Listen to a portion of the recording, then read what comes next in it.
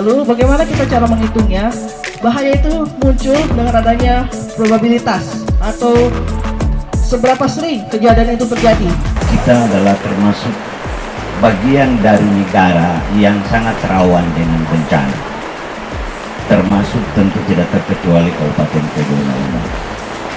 Masih belum lepas ingatan kita kalau kita bicara lingkup Sulawesi Tengah, berawal dari gempa Palu yang disertai tsunami dan likuifaksi, kemudian menyebar ke daerah lain, ada bencana banjir, dan terakhir tadi di wilayah kita sendiri baru saja terjadi bencana banjir, meskipun skalanya tidak terlalu besar, tetapi semua itu adalah peringatan bagi kita bahwa sudah saatnya kita harus berhati-hati dengan kondisi yang ada saat ini.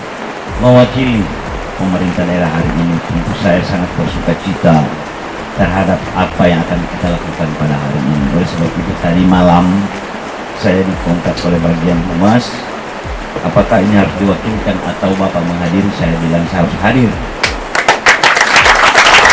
karena ini adalah bagian tanggung jawab kita bersama. Adik-adik sekalian, saya ingin menyampaikan bahwa mitigasi itu tentu kita sudah sama pahami adalah segala bentuk upaya yang dilakukan dalam rangka memperkecil atau menghindarkan kemungkinan resiko terhadap bencana. Akhirnya dia mengucapkan Bismillahirrahmanirrahim, acara atau kegiatan pelatihan mitigasi bencana pada hari ini Jumat tanggal 12 Maret 2021 saya nyatakan dibuka dengan resmi. Sekian, billahi taufiq wal hidayah. Wassalamualaikum warahmatullahi wabarakatuh.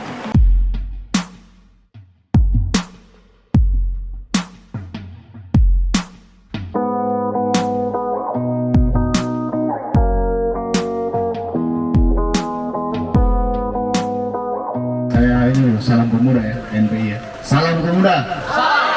Salam pemuda. Semangat walaupun hujan-hujan.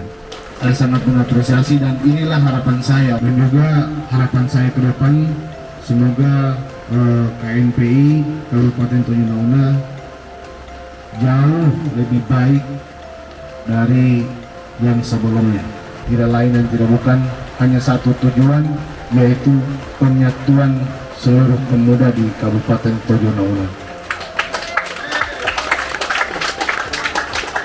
Hal ini nanti dilanjutkan oleh Ketua dan Kasek. Wabillahi taufiq wal hidayah. Wassalamualaikum warahmatullahi wabarakatuh. Salam pemuda. Semangat. Salam pemuda. Terima kasih.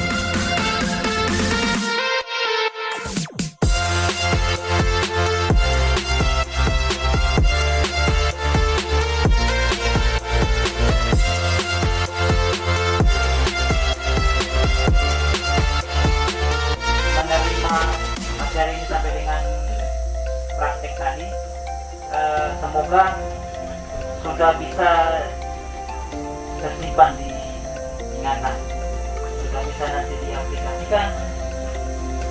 Itu contoh, dan memang sudah seperti itu.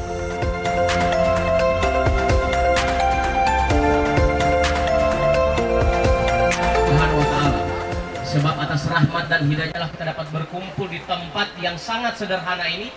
Namun inilah hasil kerja nyata dari teman-teman panitia yang sudah rela berpanas-panasan, sudah rela berbasah-basahan untuk mensukseskan kegiatan ini. Tepuk tangan dulu buat panitia.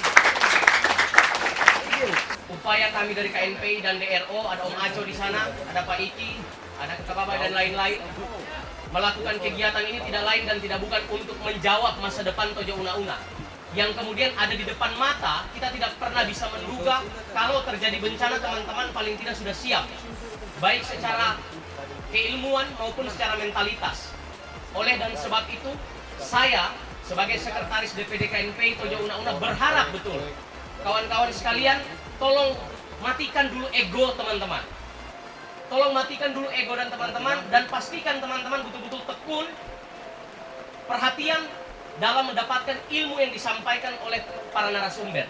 Sebab Pak Kades, kami juga ingin memberitahukan, saya baru tahu kemarin malam, ternyata teman-teman dari salah satu narasumber, sebut saja Vertical Rescue, itu adalah merupakan organisasi yang melatih Pas Pampres di Republik ini.